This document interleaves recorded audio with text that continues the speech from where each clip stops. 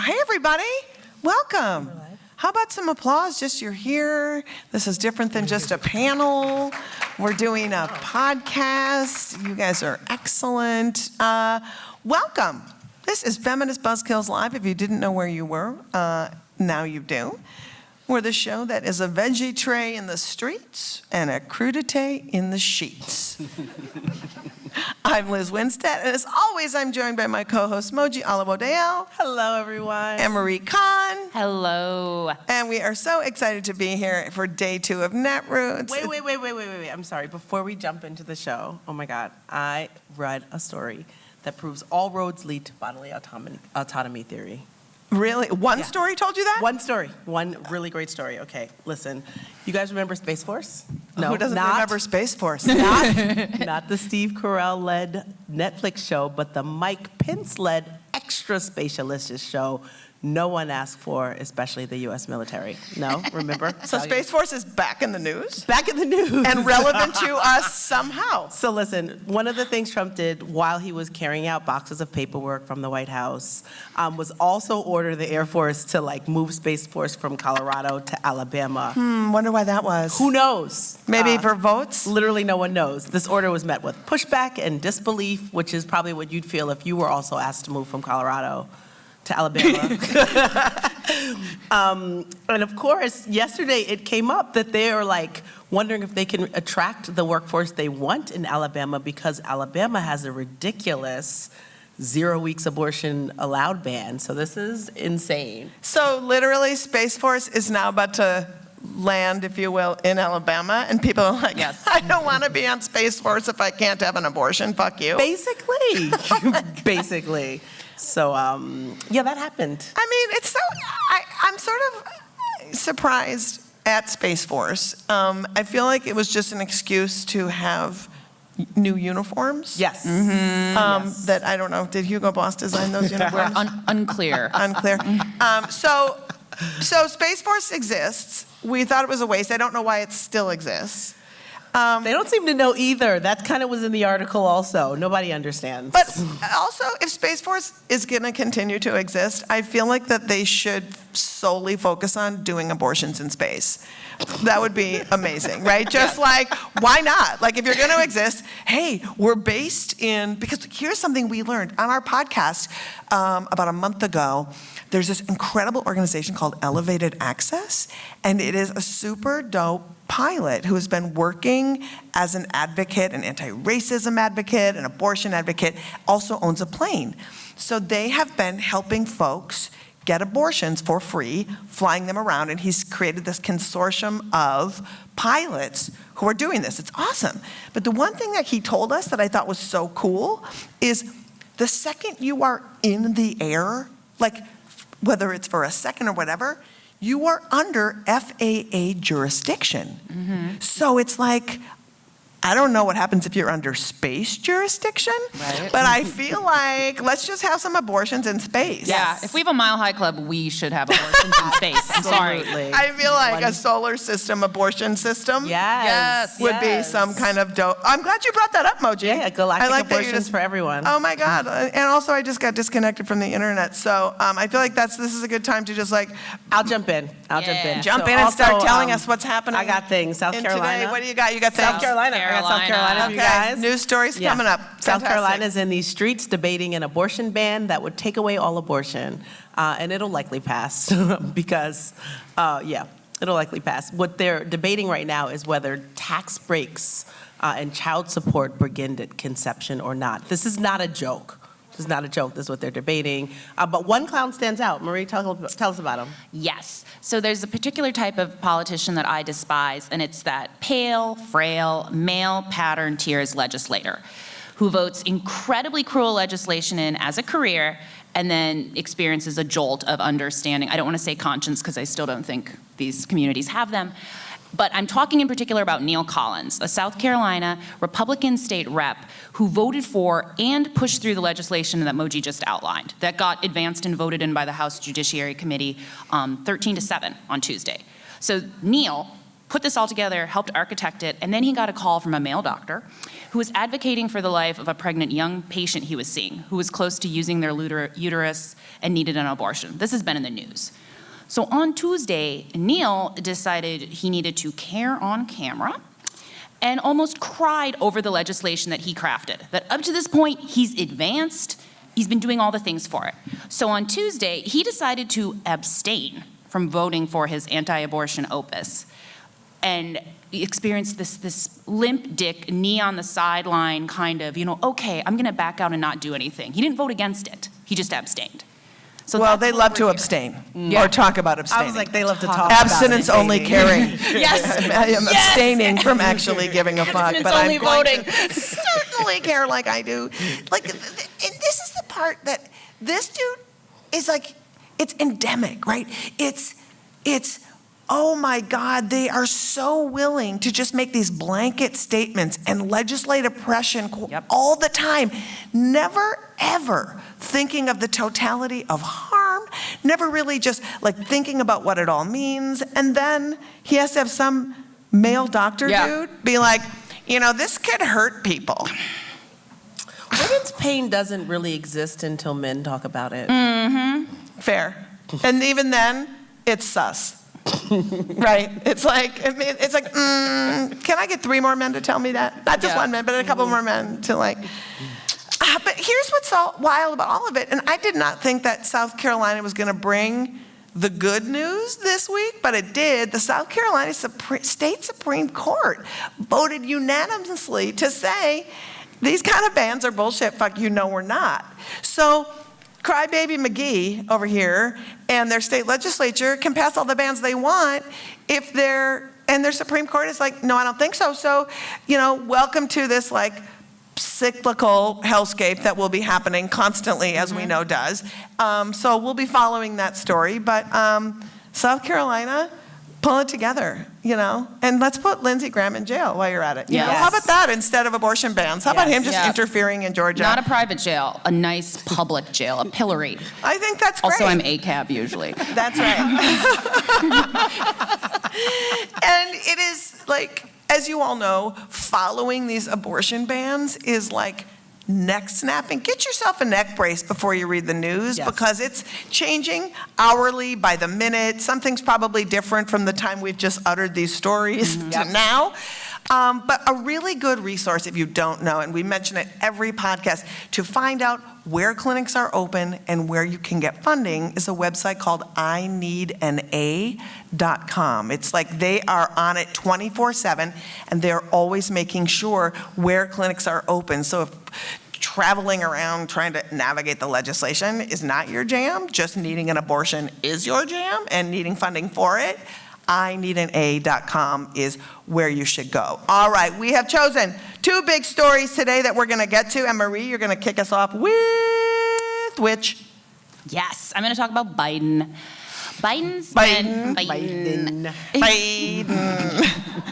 He spent 19 months in office, and we are finally getting a peek at his baby powder fresh abortion access litigation plan. His team has an approach that addresses access from a few angles, including the enforcement of a federal emergency medicine act, which should have been enforced this whole time, and the Food and Drug Administration's classification of the abortion pill. Now, the FDA has this pill in a special drug category with REMS attached to it. REMS stand for Risk Evaluation and Mitigation Strategies. These restrictions are part of the barriers that make it hard for us to have the things we want because they require certain medications to be only accessed through a doctor. Now, to be clear, the things we want are over-the-counter abortion pills. Yes. Getting abortion pills early through advanced provision before Absolutely. you're pregnant. Yep. And for fuck's sake, it has been 22 years that when we don't have a generic version of Mifeprex, the abortion pill manufactured, put together for folks to utilize in the US. It came into US play in 2000. There should be a generic available. And during COVID, the FDA came to the realization that, oh, hey, telemedicine for abortion is safe, it's totally doable, and they suspended some of these REMS to allow this to occur. Now, 20 states and counting have responded, and they've been banning telemedicine, which we've been seeing. So part of Biden's litigation plan includes the FDA going against, asking about these restrictions of medicine by individual states and combating that. So while we don't have any concrete outcomes laid out yet in Biden's abortion plan, this avenue attack has a lot of promise, especially if entirely unnecessary restrictions on the abortion pill can be removed. And if ERs were required to actually provide pregnant people who need to show up and need that critical emergency support to actually be able to have it. It's not a replacement for abortion clinics, but we need people to still access that exigent emergency care. Because this is all going to bring abortion care closer to our homes and communities, which is our goal. Yeah, I mean, the frustration for me, and I mean, on so many levels, but especially during COVID, learning that telemedicine is fine, Yep. we are now nearly 2 years into a pandemic. And so if it's fine during COVID, it's fine all the time. So why are we having this conversation now and not 2 years ago? And Yep. and the emergency room piece, I know, Moji, you're like, Yes. it's like your bugaboo, if you will. Well, you know, I just feel like emergency rooms should have emergency care. Yeah, and not I'm weird like that. I am excited, though, about the part of it where, like, ideally, his new plan can, like, preempt these state bans on abortion. Because it's like, wait a minute, the abortion pill, if it's safe in New York, it's also safe in Ohio. Yeah, the reclassification, and it's so frustrating that when it came in, like it came in 1996, was, you know, put into this classification and available in 2000, and it was put under this really strict, these REMs are like, for like drugs that should not be in the hands of people because they're like very addictive. And it's like fentanyl is one, like it's drugs like that they're putting abortion pill in these regulations. And it's really maddening, right? And because abortion pill's safer than aspirin. Yes. It's so freaking safe. Take one right now if you have a headache. Oh, wait, no, that's not good. That's a terrible recommendation. I am not recommending that. What am I saying? They're not Tic Tacs. Oh, my God. That's a mess. But I guess I just feel like, too, when we talk about emergency rooms, it just, for the Biden administration, and then we all know, it's very problematic to have a person who is personally pro-life, as Biden says, in this moment, trying to, because we need proactive abortion, you know, and the fact that, I mean, you probably all know that Biden has said abortion 3 times in the whole totality of his administration, and the fact that they've never met with people who've had abortions. And my whole thing is, when you talk to folks and hear the humanization of the stories around abortion, it's like when people are like, what can the federal government do? Like, these are very tentative things because state laws have like, it's all a mess, right? Yeah, it's all a mess. But what the leader of our nation could do is hear the stories of people who've had abortions and take those stories to people. And not just the stories that are incredibly sad and tragic around children and teens, but all of us. If we've all had abortions or thought about having abortions, that abortion meant something to us for our futures, for our dignity, for our lives, and they should all be honored. And to have politicians be able to talk about that in a real way, to me, is the importance. And then there's the Tim Kaine story, the Tim Kaine disaster, where, you know, Susan Collins, the president of Concern, and Lisa Murkowski, her, I don't know, like Deputy Nancy Drew or something, have teamed up with Tim Kaine, again, another I'm pro-life person, to lead the charge on some kind of, that doesn't codify Roe, we're gonna come and take the charge. Why do we keep putting people who are just so minimally concerned about our bodily autonomy in charge of solving this crisis we're in? I'm unable to answer that question. I know. I feel like I am. It's very rhetorical. Anybody in the audience want to weigh in on that? Because I think I'm just venting to all of you and to no one in particular, all at the same time. But yeah, so that leads to our other story, Moj, that you're going to take, which is kind of leads into that and legitimizing people who are not. It's just like, yeah, maybe we helping. don't listen to the non-concerned about the things we're concerned about. And also maybe we don't listen to the crazies. So like, yeah, it's interesting. And by interesting, I mean, it's bullshit. How much time that the anti-abortion movement gets when abortion is covered by the media. I mean, the activists we work with, they spend as much time shielding ourselves from these forced birth wingnuts as we do trying to actually do work in abortion. And then the New York Times will just rock up and like ask some wingnut, like, what do you think about abortion?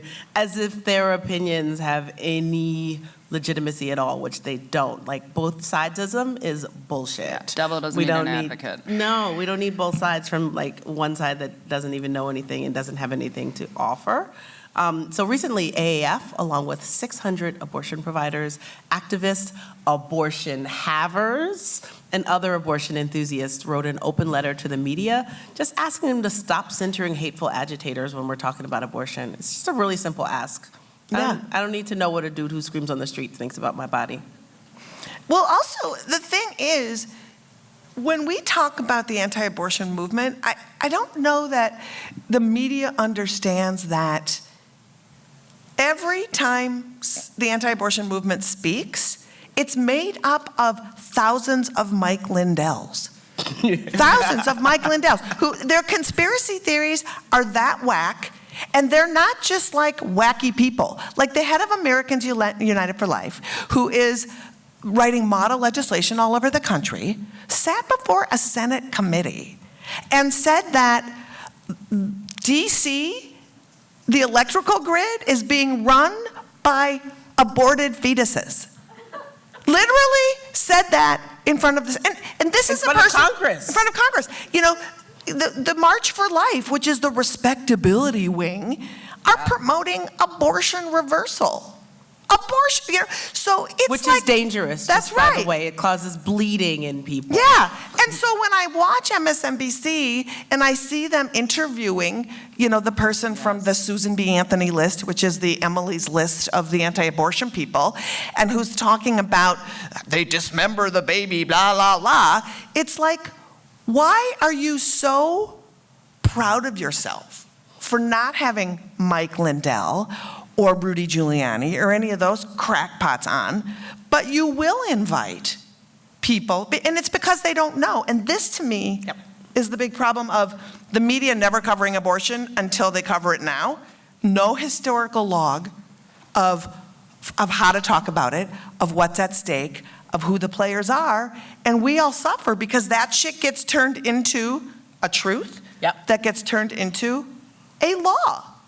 Right? And so I think like... And it's like, yeah, do you really want to talk to people who unbox stolen fetuses? And the answer is unfortunately yes, and it should be no. Yeah. Also, I want to talk to them and feel like I have things to say. But I feel like our media should just ignore them. And the truth be told, it's like when you look at all of this leads to then violent escalation. Yes. Right? So when their rhetoric happens, and every time someone's on the news and goes unchallenged talking about ripping babies apart, you know, all of that horrible rhetoric and those signs and all that stuff, what that leads to is violence against clinics. And if you want to know just how much, in 2021, the National Abortion Federation reported that clinics experienced 600% increase in in-person stalking and a 450% increase in physical blockades compared to 2020, right? Online, in 2021, clinics reported more than 25,000 incidents of hate mail and online harassment.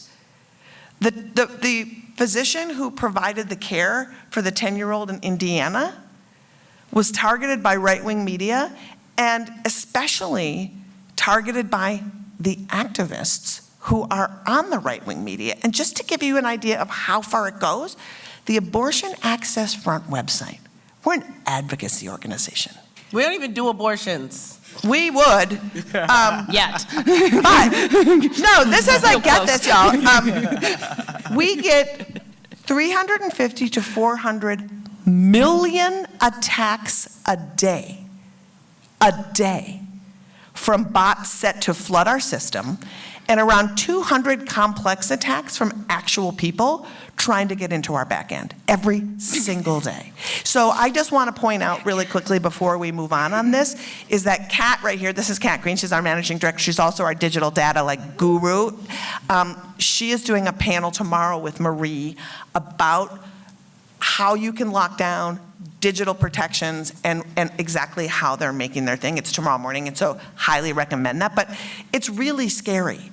And how this all plays out is like one big intersectional, clusterfuck, which is a really good transition to bring on our fantastic guest. So, because not only is media giving these people platforms, your tax dollars are giving them money. Yep. And so, with all of these restrictions and clinics closing, there's a vacuum in care, and that vacuum is being filled by these fake clinics and people who are doing just like trash-ass fake abortion work. So joining us today to talk all about that is Ashley Underwood, the director of Equity Forward. Equity Forward produces and shares investigative research on human rights, gender equity, and reproductive health and rights and justice to demand accountability and ultimately improve people's lives. Please welcome Ashley!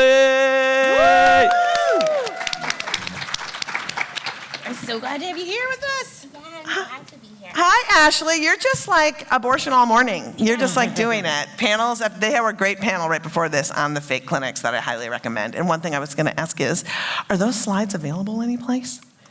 Yeah, I'm sure. Is my mic on? I don't know. Okay. Yeah, I think that Matt can get those slides over to you. Awesome. Perfect.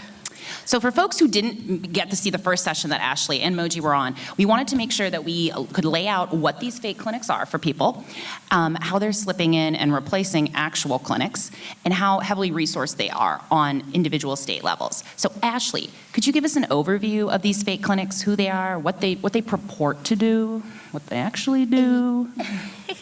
Absolutely. So these clinics are anti-abortion centers. That is the term that we use at Equity Forward because it is the clearest and most concise way to describe what they do. They solely exist to deter people from accessing abortion care. And so they have very sophisticated schemes and tricks to get people into their doors and lie to them. That's what those anti-abortion centers are. And although they purport to offer services to people, those services are never free. People have to sit through classes to earn what these centers call mommy money, which is awarded based on how many minutes or hours that you have set through mandated bias counseling, and it's just like ridiculous. It's very stigmatizing to most birthing and parenting people. Some centers are a little fancy and they give out daddy dollars if the dads come, and those are not used for baby goods. That can be used for sporting equipment and like hunting things, things that like cis men are into apparently. And so as a researcher who has investigated the tactics of these anti-abortion centers, including the lack of support they actually provide for people, and again, as a mother who knows how much money toddlers take because snacks are expensive, I'm really offended by the existence of these centers, and definitely I think everyone should do everything they can to make sure they're defunded. Ashley, I'm so glad the mommy money, daddy dollars thing.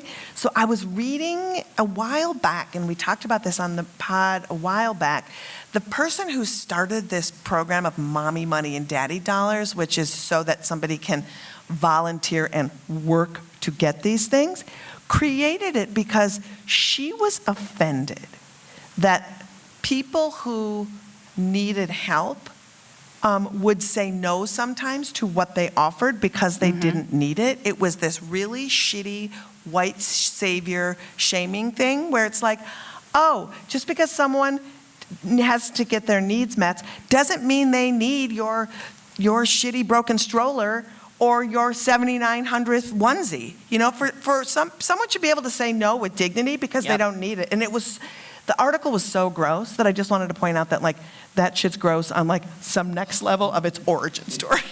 Yeah, and Liz, the curriculum that you're referring to is called Earn While You Learn. So that's what the centers use. And it's like you said, it's absolutely rooted in white supremacy and anti-blackness because it comes from this idea that people do not deserve things, that you have to work for things. Yeah. And people who are already eligible for TANF, which is temporary assistance for needy families, are already living below the poverty lines. And so what these centers are saying is, hey, you're pregnant, but you don't deserve diapers. I am the best person to tell you what to do with your body and what to do with your baby. So you need to sit down and listen through these lessons, and then I'll give you what you want. And that's just another layer of like grossness of why these centers don't need to exist. Even it's, I'll give you what I think you should have, exactly. right? And that's just so the worst. Mm-hmm. And I'm sorry, the other issue of that too is that when we think about people who are living under the poverty line, time is their most valuable resource. Yep. And so people do not have time to find out where these centers are, take a bus, take an Uber, walk over there, find childcare. Because another thing that we have found with Equity Forward records is some of these centers, they stated in their like grant reports, hey, you could come, but don't bring your kids. Like that's what they've said in the grant reports that we found, like in Ohio, for example. So it's like, and again, what we know about people accessing abortion is that the overwhelming majority of people accessing abortion care or who are in need of abortion care are already parents. So again, it's just levels on levels on levels of like stigma and grossness that exist in these you can come to centers. this McDonald's, but you can't bring your kid. Yeah, basically. yeah, Also, like this idea of like, yeah, you need things, and so, oh well. yeah. And I know that there was clinics, or some of the fake clinics that we've done some calling and we've done some like fake infiltrating of them, won't help your existing children. If you say like, I am pregnant, I don't know, and could you help me with my existing children? Like, no, only the pregnancy? Only the fetus. Like, so the extension of actually helping? It doesn't exist. No. No. The illusion to help is an investment and a marketing tool, and they've spent a lot of money on marketing their illusion of care. Yes, they've spent a lot of money. And so the thing about these centers is that they exist in all 50 states. There are 14 states that use public dollars, including federal TANF funds that are supposed, again, to go to low-income people to fund alternatives to abortion programs. States allocate hundreds of millions of dollars to these programs. Texas is a perfect example of that. Their alternatives to abortion program is funded at $100 million in the state of Texas. How much of that actually goes to patients? Very little. Very, very little. Equity Forward, in our research, we have found that like the overwhelming majority of these funds are being used towards personnel, staffing, overhead costs, because they have to pay their rent. Don't worry about the other people who they're trying to get into their doors who cannot pay their rent. And then marketing. They are definitely using these TANF dollars to engage with SEO professionals to expand their reach, to lure and deceive even more people into their doors. And yeah, this is what your public dollars are being used for. Moji, will you talk about the ranch? Oh. So Texas, with this The 100 million, ranch. they're doing these ranches and how they're trying to like help. So it's, I don't know if Texas is funding this yet, but they're just in this void that we have of like access to abortion. There are all these crazy wackadoos stepping into the cracks. And in Texas, and there was a article about this in the New York Times, some religious-minded couple decided that they were just going to create a ranch for pregnant people, and they were going to model a Christian family, and people could come and work on the ranch and have their kids and live this pastoral, weird life, essentially because they have no other choice, which is not necessarily a CPC, but it kind of is its own weird offshoot. Sounds like a cult. Well, you had to much- commit to also living in the sort of Christian relationship thing, but talk about the man cave, because the man cave Okay, is. so that's a different article. You're conflating our article. Oh, I'm sorry. shit. The branch was one thing, but that was a CPC. There was an article, I think also in the Times. No, Washington about- Post. The Washington Post about the expansion of a CPC because they were getting this Texas money. And so this woman was redesigning their abortion, I'm sorry, I'm using their Anti-abortion centers. their anti-abortion center, and they were basically making like a hateful IKEA, and they were creating a man cave so that cis men who brought their partners who wanted to get these, pregnancy tests, which is often how you're lured in, could play pool while being counseled about fatherhood. So distract them while they're playing pool, so that Exactly. they aren't exactly understanding what parenting is. What parenthood is, and Wow. what they might be getting into. And yeah, that was basically, it was just like, oh my gosh, we have all this money now, our anti-abortion center, and we can now just do some designing. We can get a Herman Miller chair and everything. Cappuccino machine, but no health care. No health care. Marie, you want to go in on a little bit about actions people could take to Q3. help? Oh, yes. So we want to expose these communities. We want to make sure that people understand, like those of us that are on the ground. I'm in New York City. There's a fake clinic called Abortos NYC, like going directly after Spanish-speaking communities, people of color. What can we do as folks on the ground to expose these entities that are not providing care and to get actual politicians and us motivated? Yes.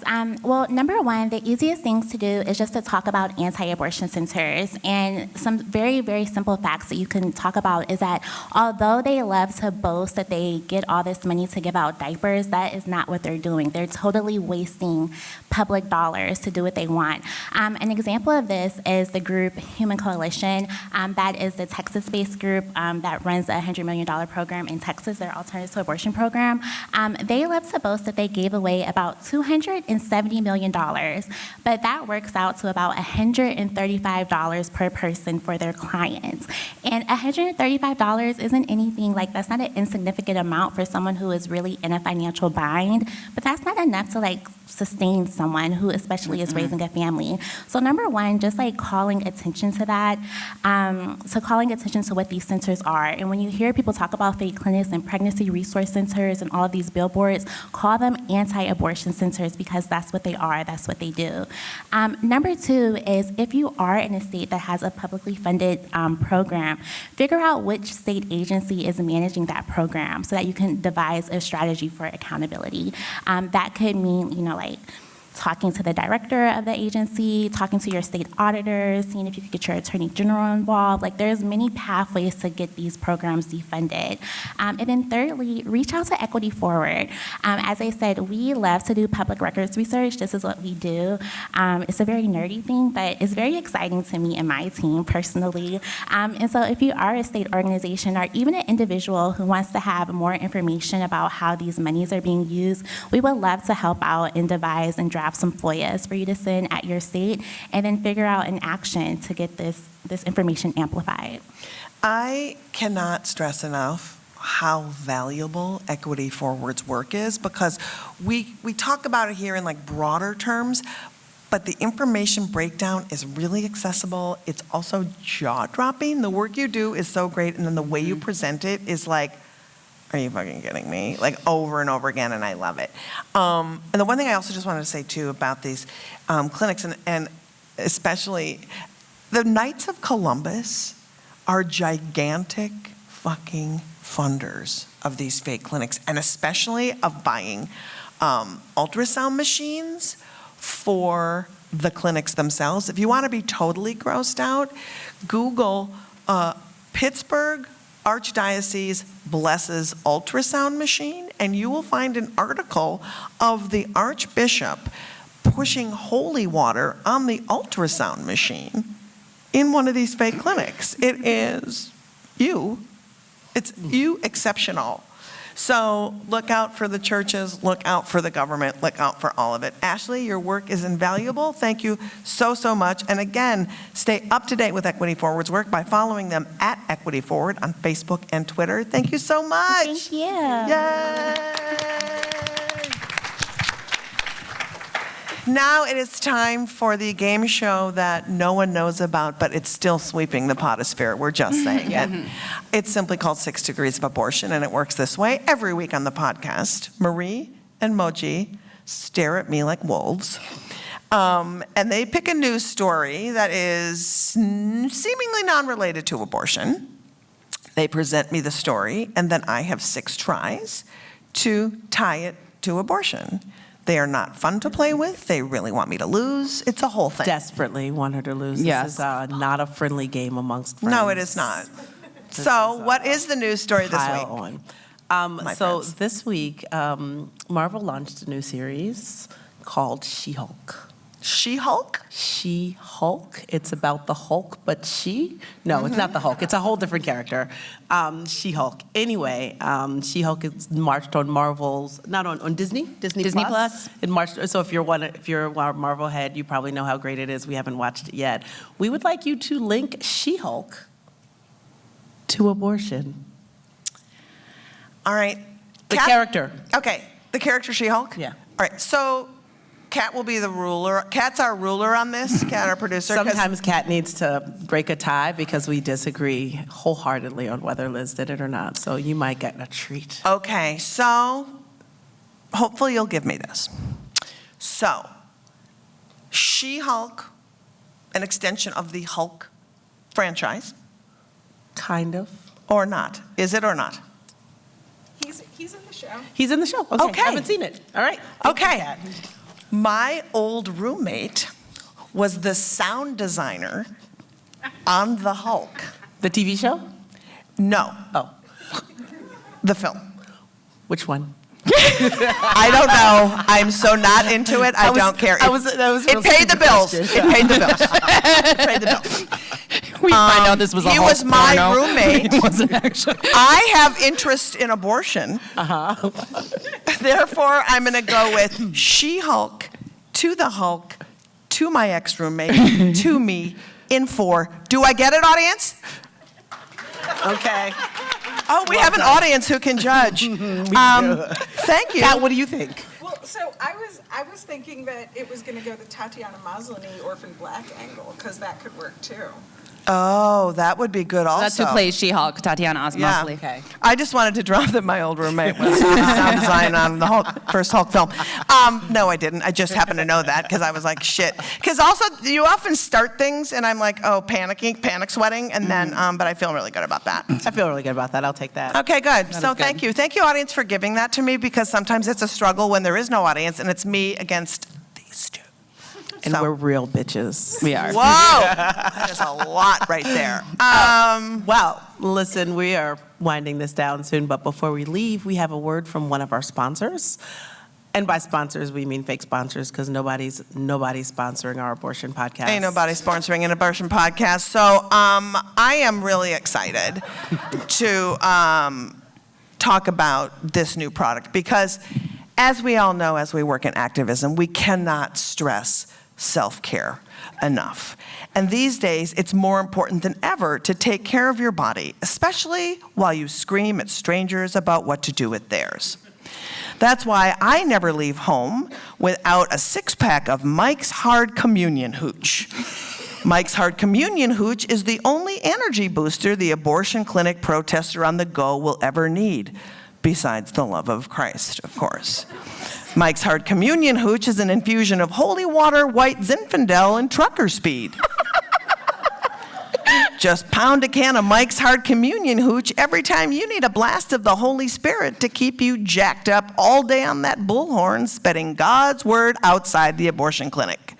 Visit mikeshardcommunionhooch.com to learn more and use the code JACKEDONJesus at checkout for 20% off your first order. And if hard communion hooch goes against your morals, try our Southern Baptist flavors like funeral casserole and tropical Baja Rapture. Mike's Hard Communion Hooch. How else do you think Alito stayed up all night writing that ruling? The vision of Alito pounding Mike's Hard Communion Hooch, that'll keep me going. That'll the keep rest you of the going day. for a long time. Rest So of the day. special thanks to Mike's Hard Communion Hooch and Moji. You want to take us out? Yeah. Thank you so much to Ashley Underwood for joining us. You can stay up to date with Equity Forward's work by following @Equity Forward on Facebook and Twitter. Also, thank you so much for listening. We are here for you as we navigate these dark days. We want to be a reliable info hub and a source of humor as we face some really hard times ahead. We are in this together. We got you. You can subscribe, write a review, give us 5 stars. It's the best way for our podcast to reach more people. And by doing so, you're helping more people learn about this assault on abortion access. Keep up with all the latest repro news. Follow us on social @AbortionFront, on Twitter, Instagram, Facebook, TikTok, and YouTube. FBK Live is edited by Remy DeTournay and is produced by Abortion Access Front. That's right. And we have some action items here in Netroots, especially for you. Let's see. Kat and Marie have their panel tomorrow at 10 a.m. on digital security, which I told you about. And then I am doing a panel about what we can do in a post-Roe America about protecting access. We have an incredible program we'll be talking about, which is really exciting, and that's at 11 in the same room. It's in your app. It's in the app. Also, come to our booth. We have a super fun booth, y'all. It's down there. We got stickers. We have T-shirts. We have a lot of giveaways and also tattoos. And tomorrow we are going to be doing a papaya. This is very interesting. The papaya is sort of the same shape as a uterus and also has the same kind of like internal. This is gross, but like the fleshy part of a papaya can mirror the uterus. So when people learn how to do abortions in the first trimester in med school, they practice on a papaya. So if you want to actually sort of learn how long an abortion actually takes and what the implements that you use for it, you can see they dispel the myth that it's surgery, that it's cutting, that it's all this shit. It's really fun. So we'll be doing that at our booth tomorrow. I can't remember what time, but we'll come by the booth. We have a sign that says what time it is, so we'll do all that. So that is that. And Marie, it's over to you. Yes, we are also going to be, or we have available for folks, our new abortion activism training series, Operation Save Abortion Online. It's something we're really excited about. It's a 5-part video series that deep dives into many of the areas of abortion activism, and it comes with an activity guide to explore further so folks can create their own actions at home in their state. You can watch all the sessions, access the activity guide, and sign up for upcoming trainings at operationsaveabortion.com. Plus, August 26th, we are dropping the Op Save as a pod series on the Feminist Buzzkills live channel, wherever you get your podcasts at. So you can access the activity guide in the show notes of each episode. And also, lastly, you should join our Patreon. You'll support great content, get cool FBK merch, and experiences. All pledges. Experiences. All pledges support this pod and all our activism at Abortion Access Front, and you can pledge at patreon.com/feministbuzzkills. And finally, we love to leave you with a video of a dude showing his whole ass in what I like to call the worst Shark Tank pitch ever. Baby brains, for all the science they're using to mix it into mice and animals and monkeys, it's also they take it and they put it in cosmetics for women on their face to look 5 to 10 years younger. It's called collagen. Some places use cow brains for collagen. But they like the baby better. Absolutely, because it's more expensive that way and women can feel like they're getting more younger while they use the products from babies that they've harvested, their baby body parts. Time to expose Oil of Olay. Just so you know, they aren't harvesting baby parts to make lotion for your face. No. Just want to put that out there as some truth telling. Thank you all for coming. Yes. We'll be here tomorrow morning. Tomorrow afternoon. I think tomorrow we're at 12:45. Is that correct? It's in your schedule, but we'll be here. It's in the app. Wrapping up the week. We got some good stories. So thanks so much, y'all. Thank you. Yes, thank you.